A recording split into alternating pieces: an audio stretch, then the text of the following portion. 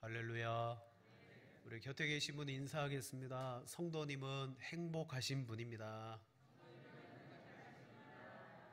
믿습니까? 네. 자, 여러분, 우리 주변에는 하나님이라고 부르면서 종교 생활하는 여러 종교들을 우리는 보게 됩니다. 하나님이라는 이 말은 일반 명사예요. 그래서 우리가 기독교 안에서 하나님을 부를 때 우리는 하나님이라고 부르는데, 각 나라들마다 똑같은 성경을 통해서 하나님을 믿는데 하나님에 대한 호칭, 이름이 저마다 다 다릅니다. 미국에서는 뭐라고 부르죠? 갓.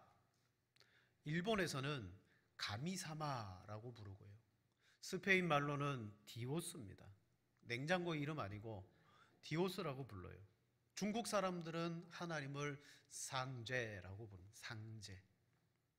자, 이처럼 성경의 하나님의 이름이 나라마다, 언어마다, 지역마다 다 다른 것은 이 성경이 그들에게 번역되어질 때 그들이 이해되어지는 하나님의 이름으로 바뀌어서 불린 겁니다. 자, 이처럼 하나님의 이름은 얼마든지 이 세상 속에 다른 식으로 표시될 수가 있어요. 근데 진짜 중요한 것은 이름은 다르다 할지라도 그 이름들 속에 들어있는 하나님에 대한 성경적 개념은 여러분 동일해야 돼요.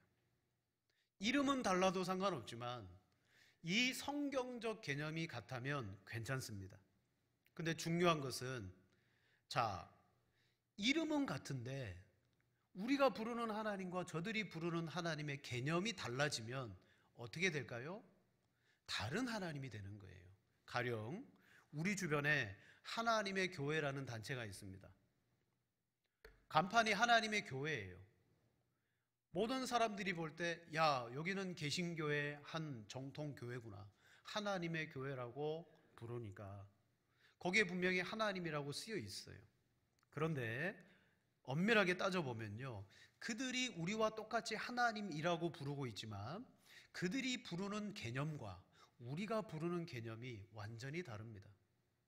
그러면 어떻게 됩니까? 거기는 유사 기독교가 될 수 있고요, 또는 다른 종교예요. 이름만 하나님이지 다른 하나님을 그들은 부르고 섬기고 있습니다. 그래서 하나님의 교회는 이단인 거예요. 자, 오늘 같은 이 시대에 우리는 다르게 이름을 부르지만 성경적 개념은 같습니다. 그러면 이 종적으로 보았을 때, 자, 역사 속에서도 어떻습니까? 초대교회 때 불렀던 하나님의 이름과 종교개혁 시대에 불렀던 이름과 오늘 우리가 부르는 이름이 언어가 다르고 시대가 다르니까 하나님의 이름은 다르지만 하나의 한 분 하나님을 성경적으로 우리가 유일한 계시의 방법인 성경을 통해서 믿을 때 초대교회에 믿었던 그들의 하나님과 오늘 우리의 하나님은 동일한 줄로 믿습니다. 자, 성경을 통하지 않고서는요, 우리는 참 하나님 그리고 바른 하나님을 알 수가 없어요. 오직 성경이 시대를 초월하여 우리에게 하나님을 계시할 뿐만 아니라 공간을 초월해서 하나님을 알려주고 계십니다. 그렇기 때문에 여러분, 이 자리에서도 내가 믿는 하나님과 옆에 계신 성도가 믿는 하나님이 다르면 안 돼요. 같아야 된다는 거죠. 그런데 오늘날 신학이 점점 발전하면서 신학과 철학이 만나고 신학과 인문학이 만나고 그러다 보니까 현대신학이 등장했어요. 현대신학은 어떻게 하나님을 아느냐? 오늘날 우리는 하나님을 각자가 알아갈 수가 있다. 자기에게 주어진 종교 감정을 따라서 우리는 내가 경험한 신앙의 경험과 신앙 감정으로 내가 하나님을 알아간다. 각자가 하나님을 알 수 있대요. 여러분, 그러나 성경은 이렇게 말하지 않습니다. 오늘 우리가 경험하는 그 경험과 성경을 동등한 위치에 두어서는 안 된다는 거예요. 경험은 주관적입니다. 어떤 특정한 사람에게는 자기가 경험했던 그 하나님이 다른 사람에게는 진리가 아닐 수가 있는 거예요.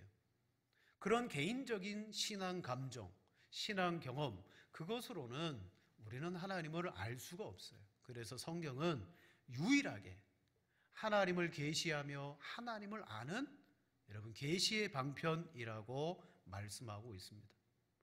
그렇다면 오늘 우리가 하나님이라고 부르는 그 이름과 오늘 성경에서 하나님이 자신을 이름으로서 드러내실 때 과연 그 이름의 뜻이 뭐고 오늘 그 하나님을 모시고 살아가는 우리는 어떤 존재인가, 그걸 말씀을 통해서 살펴보겠습니다. 자, 첫 번째로 오늘 본문을 살펴보니까 모세가 하나님의 이름을 물어봅니다. 본문의 배경은 이렇습니다. 모세가 미디안 광야 40년 동안 실패자의 삶을 살았습니다. 그날도 하나님의 산 호렙에 양을 치러 가까이 다가갔는데 떨기나무에 불이 붙었는데 꺼지지 않는 거예요. 가까이 가보니까 하나님께서 그 불꽃 가운데서 모세를 부르셨고 앞으로 모세를 통하여 무슨 일을 하나님께서 시키실지에 대한 여러분 소명을 그에게 주십니다. 모세야, 너는 바로에게 가고 이스라엘 백성 자손들에게 가서 이 백성들을 애굽에서 인도하여 내라 라고 명령을 주십니다. 이때 모세는요, 하나님의 그 명령을 받고 마음으로부터 나는 못해, 나는 할 수가 없어, 그러면서 못 가겠다라는 그 마음을 하나님 앞에 하나님의 이름을 묻는 그것으로 대신 표현합니다. 13절 말씀에 이렇게 말하죠. 모세가 하나님께 아뢰되 내가 이스라엘 자손에게 가서 이르기를 너희의 조상의 하나님이 나를 너희에게 보내셨다 하면 그들이 내게 묻기를 그의 이름이 무엇이냐 하리니 내가 무엇이라고 그들에게 말하리까. 아멘. 이 말씀은 모세는 가고 싶지 않다는 거예요. 그 백성들에게 가면 그 백성들이 우리를 구원할 신의 이름이 뭐냐, 너를 보낸 신의 이름을 말해라, 그렇게 말할 텐데 저는 하나님의 이름을 모릅니다. 이게 모세의 하나의 핑계였어요. 당연히 이스라엘 자손들이 자기에게 너를 이렇게 보낸 신이 누구냐라고 물을 텐데 하나님, 저는 대답할 말이 없습니다. 그래서 모세가요, 하나님께 하나님의 이름을 묻습니다. 누구라고 말해야 될까요? 자, 우리 신약 성경의 복음서를 보면 예수님께서 예루살렘으로 향하시다가 가까이 가실 때 두 제자를 근처에 있는 동네로 보냅니다. 그러면서 이런 말씀을 주세요. 저 동네에 가면 아무도 타보지 못한 나귀가 매여 있는데 그것을 끌고 와라. 그리고 만일 누가 너희에게 어찌하여 푸느냐 묻거든 말하기를 주가 쓰시겠다 하라. 여러분, 우리는 친근한 성경의 이야기니까 그냥 그런가 보다라고 듣지만 이걸 오늘날로 환산하면 뭐가 될까요? 저기 현대자동차 대리점에 주인이 없는 차가 있어요. 거기 가서 그냥 차를 몰고 와라. 그 대리점의 직원이 아니 왜 남의 차를 몰고 갑니까? 그러면 주께서 쓰시겠다 하라. 그런 것과 똑같은 상황이에요. 자, 이때에도 예수님은 뭘 말합니까? 누가 너희를 보냈는지를 말하라는 거죠. 주가 쓰시겠다 하라. 그냥 보낸 게 아니에요. 자, 이와 같이 모세도 하나님의 명령을 따라서 가야 되는데 누가 나를 보냈는지 그들에게 하나님의 이름을 모르니 제게 이름을 알려주십시오. 우리를 구원할 신의 이름이 무엇이냐고 물어보면 제가 뭐라고 대답하겠습니까? 자, 이때 하나님이 뭐라고 그 이름을 말해주십니까? 우리 14절 말씀 함께 읽습니다. 하나님이 모세에게 이르시되 나는 스스로 있는 자이니라. 또 이르시되 너는 이스라엘 자손에게 이같이 이르기를 스스로 있는 자가 나를 너희에게 보내셨다 하라. 아멘. 자, 하나님이 알려주신 하나님의 이름이 무엇인가요? 나는 스스로 있는 자이니라. 우리는 하나님의 이름을 나는 스스로 있는 자라고 들어왔습니다. 그런데 두 번째로 엄밀히 말하면 이건 하나님의 이름이 아닙니다. 하나님은 모세에게 그 이름을 알려주지 않았어요. 여러분, 나는 스스로 있는 자, 과연 이게 이름일까요? 제가 어렸을 때 영화를 보았는데 늑대와 함께 춤을 이라는 영화입니다. 거기에 보면 많은 인디언들의 이름이 나와요. 근데 그 이름들이 하나같이 이런 식이에요. 뭐 늑대와 함께 춤을, 뭐 앉았다가 일어서, 뭐 이런 이름이에요. 자, 하나님도 그렇게 표현하는 거예요. 하나님의 이름이 뭡니까?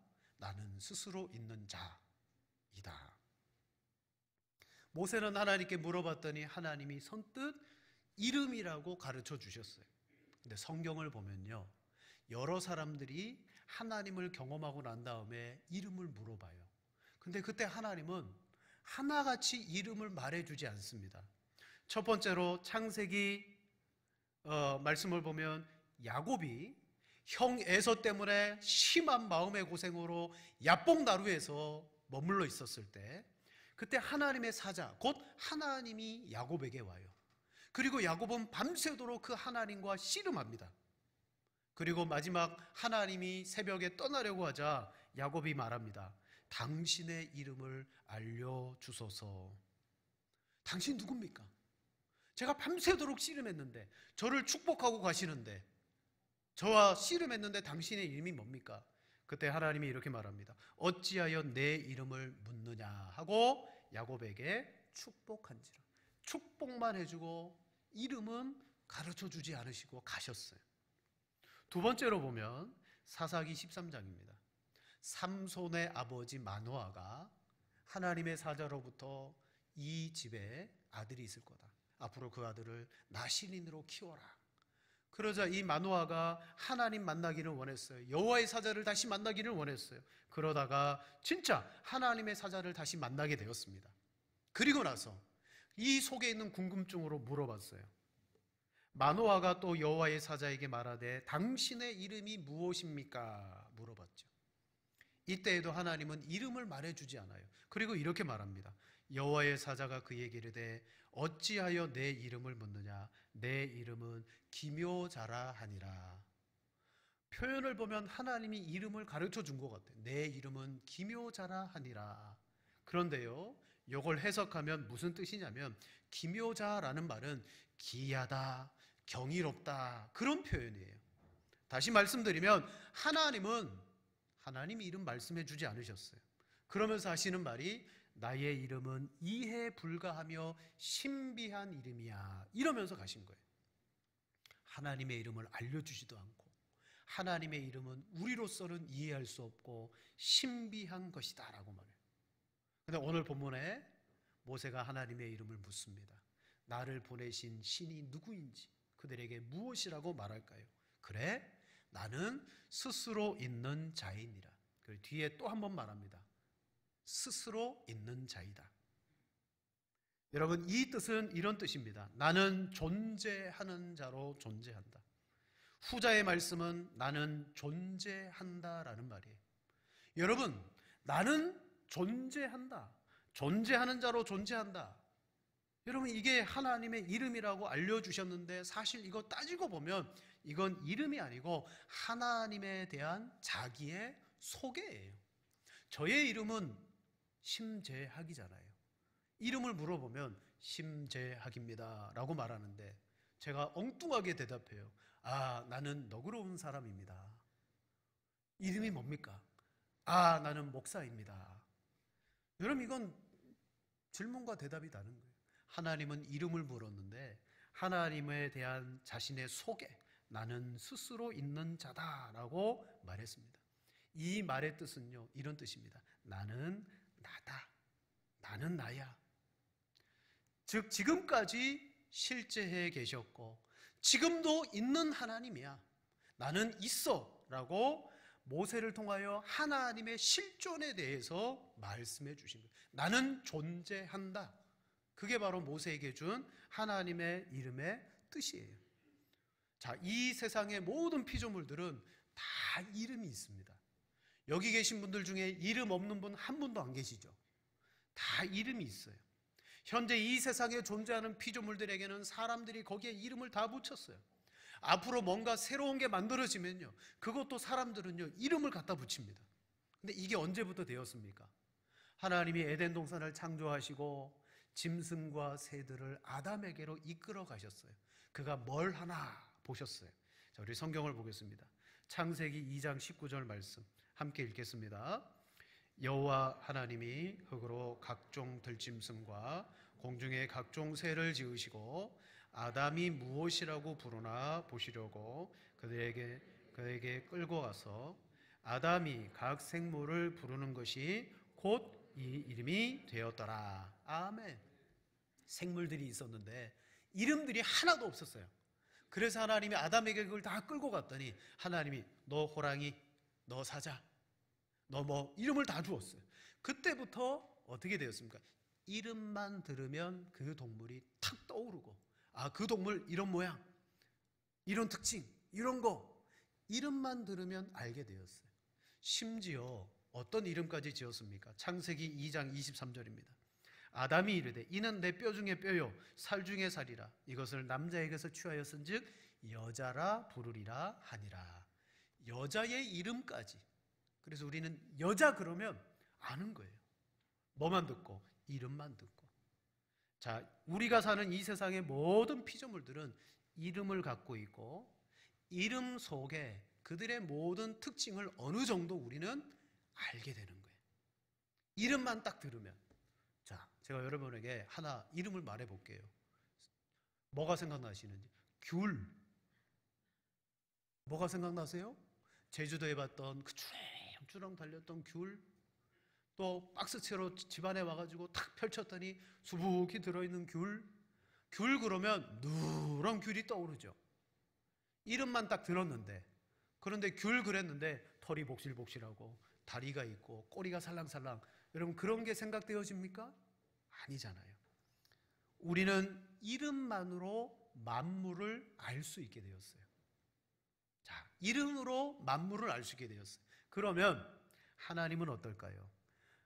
정확하게 하나님의 이름을 알므로 이름을 가지고 우리는 하나님은 이런 분이야 라고 파악할 수 있을까요? 아니요.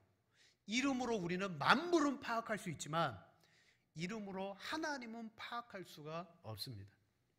하나님은 우리 손에 잡히시는 분이 아닙니다. 우리는 어떻게 해서든 살아갈 때 뭔가 구체적으로 개념화시키고 구체화시키기를 원해요. 그래서 막 이름을 갖다 붙여가지고 그 이름만 떠올리면 개념이 쫙 나오도록 설명 가능하도록. 그러나 하나님은 분명히 실존하시고 하나님은 지금도 역사하시지만 정확하게 하나님을 설명하는 것은 불가능해요. 그 중에 하나가 뭡니까? 삼위일체. 하나님은 삼위일체로 존재하시는데 이걸 우리의 이성적으로 아무리 설명해도 설명이 안 되는 거예요. 사람들은 묻습니다. 야, 너희가 믿는 하나님을 좀 설명해봐. 그래요. 저희가 삼위일체를 설명해요. 야, 좀 이해되게 설명해봐. 이해되는 순간 그것은 하나님이 아닌 거예요. 그와 같습니다. 하나님께서 우리에게 이름을 알려주시지 않으셨어요. 나는 나야. 나는 존재해. 왜냐? 하나님은 이 세상 피조물처럼 그 이름에 갇히시는 분이 아니라는 거예요. 하나님은 무한하시고 전능하신 분입니다. 그러나 사람들은 어떻습니까? 자기가 알고 있는 지식, 자기가 알고 있는 모든 것을 이름에 담아두려고 해요. 그 중에 하나가 뭡니까? 여러분, 우상과 같은 거예요. 출애굽기 32장에 모세가 율법을 받기 위해서 시내산 꼭대기에 올라갔죠. 40일이 다 돼 가는데 모세가 안 내려오는 거예요. 그때 백성들은 불안해졌어요. 우리를 인도했던 모세가 없는 거예요. 모세가 그렇게 말하던 하나님도 모르겠는 거예요. 그래서 어떻게 합니까? 백성들은 모세 형 아론을 부추겨서 우리를 위해서 우리를 애굽에서 인도하여 낸 신을 만들어라. 그래서 아론이 금붙이를 다 모아가지고 신을 만듭니다. 출애굽기 32장 4절입니다. 함께 읽습니다. 아론이 그들의 손에서 금고리를 받아 부어서 조각칼로 새겨 송아지 형상을 만드니 그들이 말하되 이스라엘아 이는 너희를 애굽 땅에서 인도하여 낸 너희의 신이로다 하는지라. 아멘. 그들은 모세가 하나님이 우리를 이끌어내셨다, 하나님이 너희에게 보내셨다. 존재하시는 하나님이 너희를 이끌어내셨다라고 말했지만 그들은 하나님을 몰랐던 거예요. 그래서 어떻게 했습니까? 하나님을 그들이 아는 방식으로 표현한 거예요.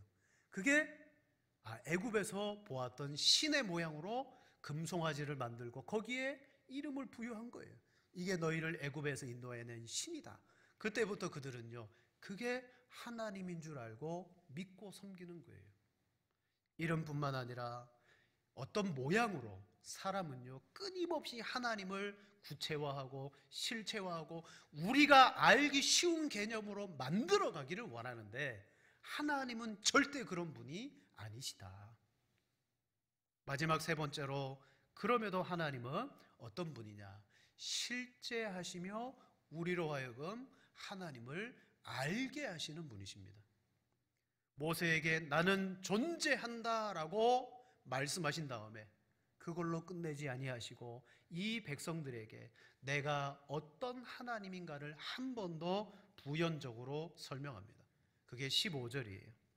하나님이 또 모세에게 이르시되 너는 이스라엘 자손에게 이같이 이르기를 너희 조상의 하나님 여호와 곧 아브라함의 하나님 이삭의 하나님 야곱의 하나님께서 나를 너희에게 보내셨다 하라. 이는 나의 영원한 이름이요 대대로 기억할 칭호니라. 아멘.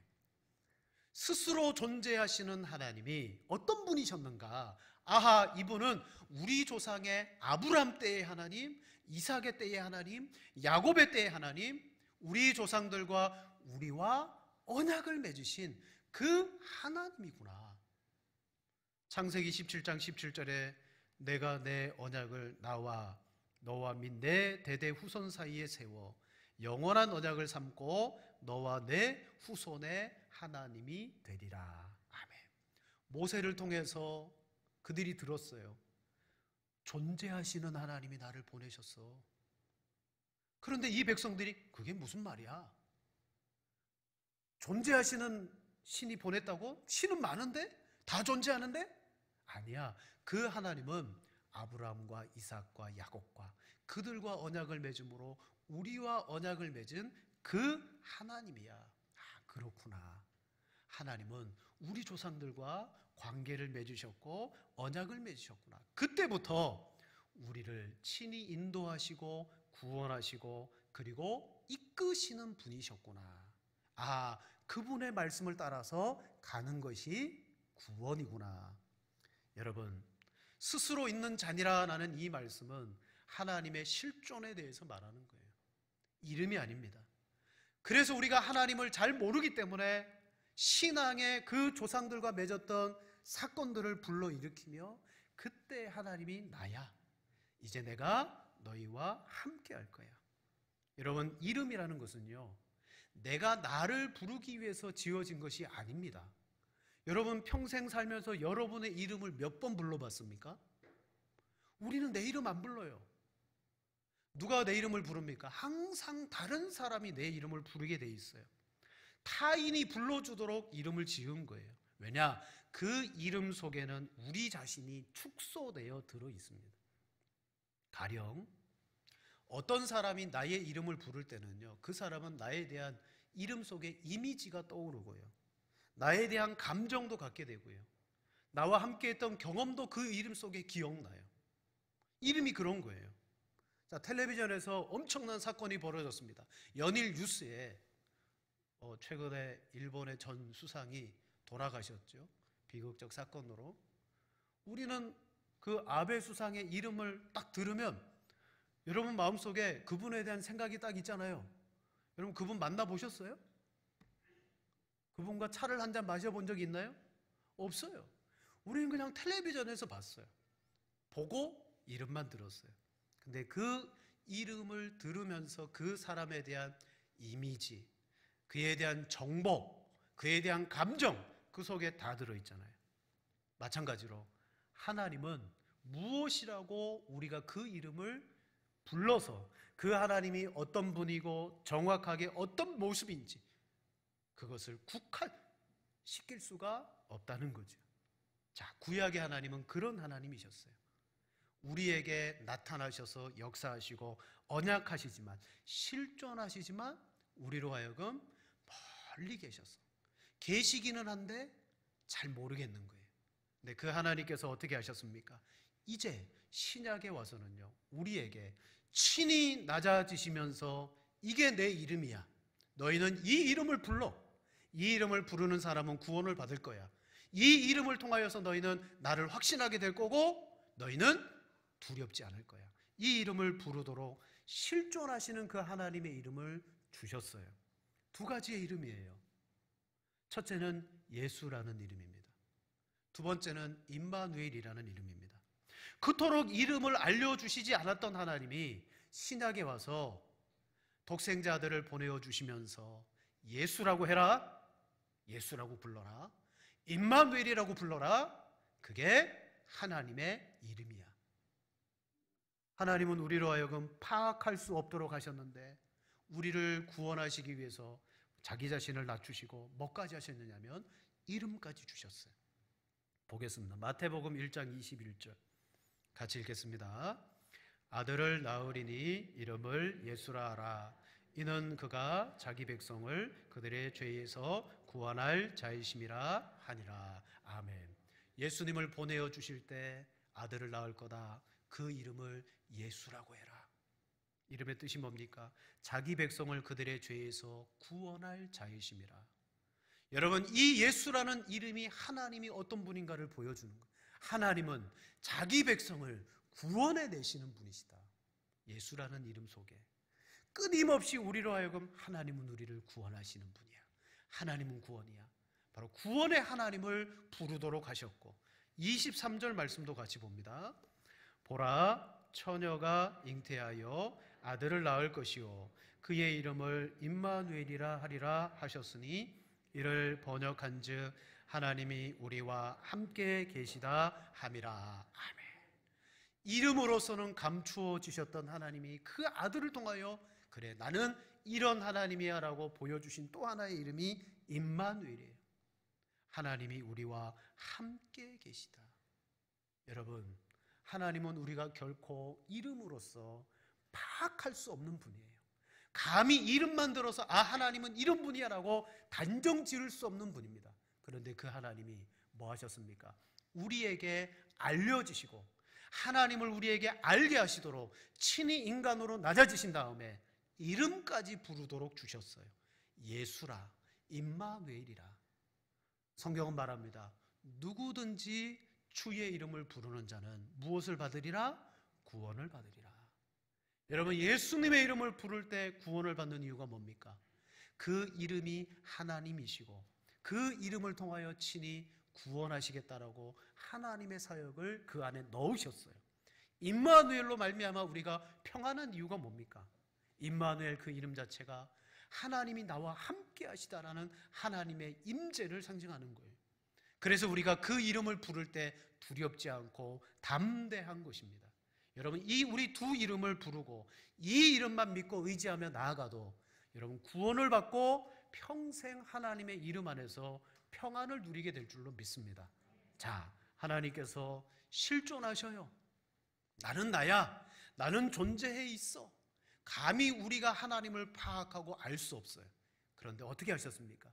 하나님이 친히 자신을 우리에게 낮추셔서 이름을 주시고 알게 하셨습니다. 그 실존하시는 하나님이 오늘 어떻게 합니까? 우리 안에 그 이름을 넣어주셨어요. 나와 함께 지금 실존하고 계시다는 거예요. 우리는 예수님의 이름으로, 임마누엘이라는 이름으로 하나님의 실존을 뭐 해야 됩니까? 내가 누리고 세상에 그분을 알려야 돼요. 구약에 보세요. 하나님이 예루살렘을 지으시고 그 예루살렘에 뭐 하시겠다 그랬어요? 나의 이름을 예루살렘에 두겠다 그랬어요. 신약의 성도인 우리들에게 하나님은 나의 이름을 너희 속에 두겠다. 바로 우리 안에 예수님의 이름을 두셨어요. 어떻게 해야 됩니까?